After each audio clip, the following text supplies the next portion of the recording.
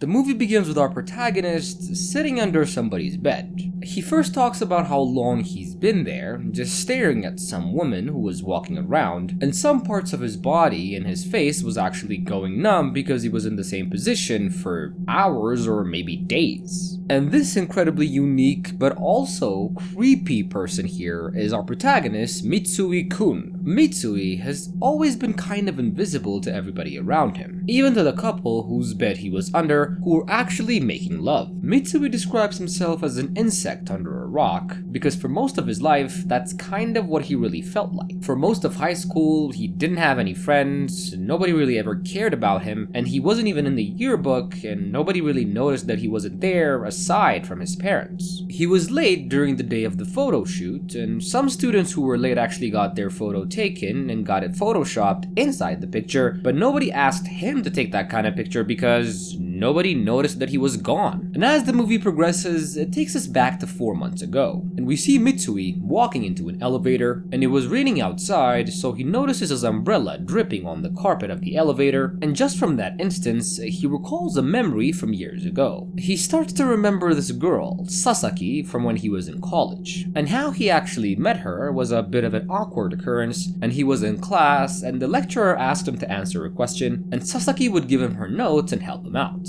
As soon as class was over, the very awkward Mitsui walks up to her in the hallway and asks her if she has some free time to have some tea. And to everybody's surprise, Sasaki actually says yes, and they go out that very same day. The very awkward Mitsui follows closely behind her, and they get to a coffee shop, and she orders some Mandarin coffee, and Sasaki begins to talk about her life, and she tries to engage him in a conversation, but Mitsui was way too awkward to say anything, and she notices that he's really shy, and she calls him out. But then, he slowly crawls out of his shell, and he starts talking about how he collects fish, particularly a specific type of fish called the goopy fish. And weirdly enough, Sasaki actually relates to him on this, and she asks him all these questions, and he talks about the fish for quite some time. And apparently, Sasaki was actually into fish, and she asks him if he could actually bring her some in a fish tank. And Mitsui was really excited by this, and he marks his calendar as he was gonna see Sasaki again on the 10th. The scene then transitions again to the present, and we see that Mitsui is a really lonely dude who drinks a lot of Mandarin coffee because he had coffee with her that day 11 years ago, and he would do everything he could to actually find out where she actually is and how she's living now. And on his search, he calls this university to get her location, and 72 hours later, he gets an email from the university telling him about her whereabouts. And apparently she's graduated college, she's 24 years old, and also, she's married to some government worker called Kentaro. This is obviously a bad sign for Mitsui, but apparently he didn't care much as he goes to the location to actually see her in person. And when he did, he actually thought that she'd recognize him and say his name again, but to his surprise, she didn't even notice him, and she looked so different in a bad way from when he remembered her all those years ago. She seemed hopeless and timid and dim, almost like she's been depressed for the past 11 years. So she's married, she didn't notice him, she's a little under the dumps, clear signs that he should just go back and start living his own life, but no. Mitsui actually rents a place around her house, and he starts his own business selling fish, and he actually chose the right location so he'd be able to spy on Sasaki and take pictures of her from across the street. And as the days and weeks went by, he started to set up his shop and brought in various types of fish and aquariums, and most of all, he began to spy on Sasaki's daily life. He even went further to put up a mannequin inside one of the rooms that he rented, and he dressed it up as Sasaki just as he saw her all those years ago, and he would close his eyes and fantasize about the mannequin coming to life. Before we go any further, we are taken back to the past again, and we see what happened after that day Sasaki and Mitsui had coffee, and she invited him to her apartment and he brought her some fish. She was really happy about the goopy fish, and she actually invites him again to come over so he can take care of the fish. When we come back to the present, we see that Mitsui has been spying on Sasaki for days now, and she notes that she doesn't really leave the apartment much as she has a kid, and most of what he does is just sit around and look through his camera and take pictures of Sasaki, especially after she gets out of the shower. Yeah, really pervy, but what can I say, the guy's in love. And speaking of love, at night, as he was monitoring Sasaki having dinner with her husband, all of a sudden, he sees her husband throwing a drink on Sasaki's face, and then he starts to beat her up and throws her on the ground and just closes the blinds. All night, Mitsui couldn't really believe what he saw, and he thought that he was in some kind of delusion. I mean, of course that didn't happen, that's crazy. He thought that he wanted it to happen and maybe that's why he saw it, but in the morning, he would sneak up to her house to see what's actually going on, and he notices that she has a black eye as the events of last night actually took place. Yeah, apparently the very cute Sasaki here is in an abusive relationship. Considering her situation and the fact that he's in love with her, Mitsui starts to gift Sasaki flowers each month on the 10th. But every time she received the flowers, all she did was just pick them up and threw them out. Weirdly enough, one day, as she was just walking around, she happens to stumble upon his shop and she gets inside to take a look. She was interested in the goopy fish again, and when she took a shine to one of the tanks, Mitsui tells her that he can actually give her a pair for free, as it was customary because he actually opened recently. And when she asks about the tank, he tells her that he'll give her that for free as well because he has one that he can't sell. And if you guys are probably asking yourselves, how come she didn't recognize him? Well, she didn't. She only had coffee with him one day 11 years ago, and apparently she forgot that he even existed. As he was setting up the fish tank inside her house, she gives him a bunch of oranges as a thank you, and he snatches keys from her house and makes a copy and returns the original. Not only did he make a copy of her key, he actually installed a listening device inside her house via some lighter that she used to light her cigarettes. And here we notice something quite weird, as we see the relationship between Sasaki and her husband Kentaro is actually a really bad and abusive relationship. And by bad and abusive, I mean this dude beats up his wife every day he comes home. And even though Mitsui could hear everything, there wasn't really much he could do. Well, that's actually a little bit inaccurate.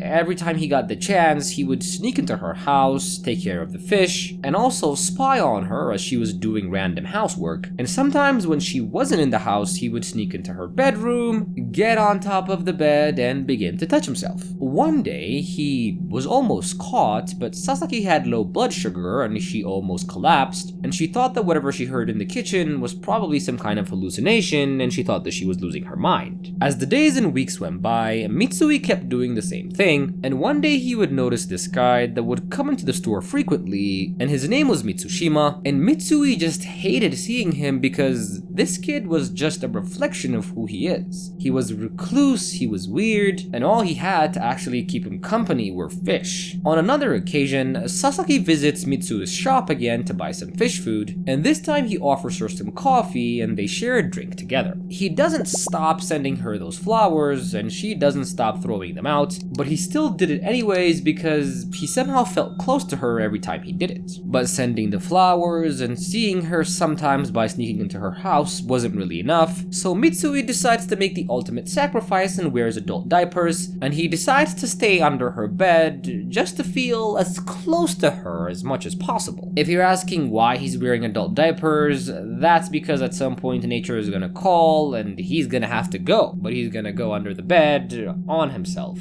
apparently. And as many days go by, Mitsui notices Sasaki and her husband's relationship and just the kind of hell that she has to endure every day. And on one special day, Sasaki's husband finds the note that Mitsui sends her with the flowers, and he gets incredibly pissed and he starts to ask her who she received it from, and just to get the answer out of her, he tortures her all night and kind of waterboards her and leaves her in the bath with the water still running and just goes to bed. And it was Mitsui who gets her out of the bathtub, tries to warm her body, puts blankets on her so she doesn't die from the extreme cold, and then just disappears into the background as he always does. Sasaki notices this, and she can actually smell his body in the morning when she woke up. She also notices a bunch of other activities that are really weird around the house, and she thought that she was losing her mind or maybe suffered from some kind of mental illness, and she would go to the doctor and get some medication. Our scene then transitions again into the past, and we see Mitsui visiting Sasaki's house again, and we see her old boyfriend beating the both of them up, but Mitsui steps up and electrocutes him and then throws him out, and that day, Sasaki and Mitsui end up making love.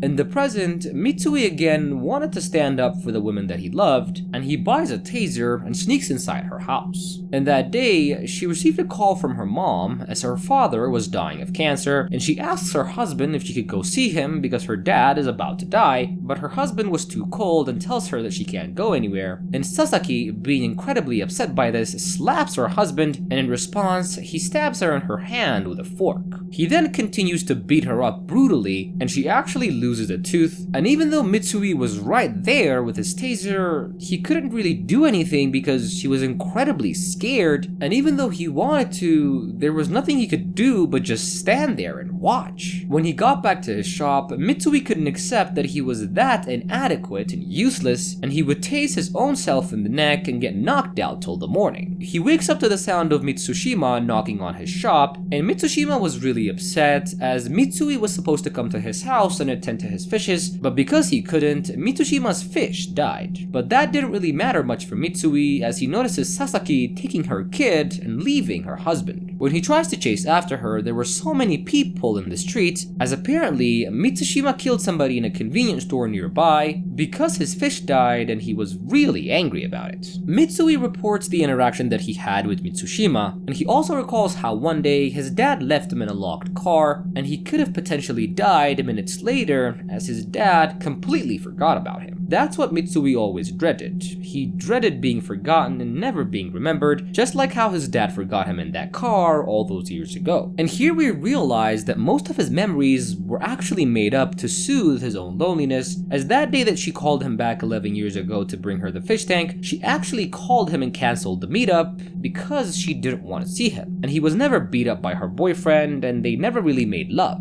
The reality of the matter is, they only had coffee once, and he didn't really ever hear from her again. But accepting reality wasn't really Mitsui's best suit, as he kinda loses it inside his shop.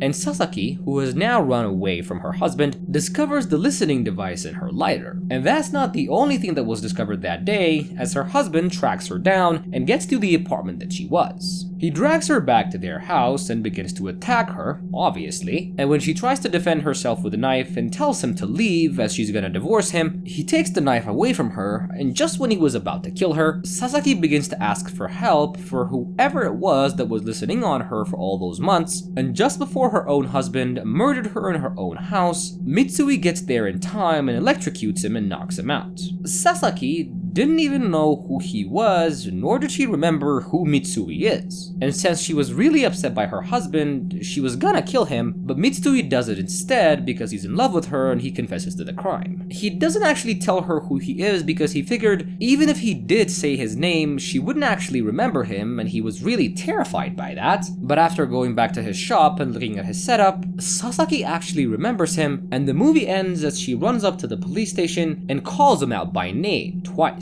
And we see Mitsui turning around feeling very surprised as he couldn't believe his ears or his eyes as the love of his life Sasaki has remembered who he was. And that is where the movie comes to an end. If you want to watch more creepy horror movie recaps, make sure to subscribe and leave a comment. We'll see you next time. Bye.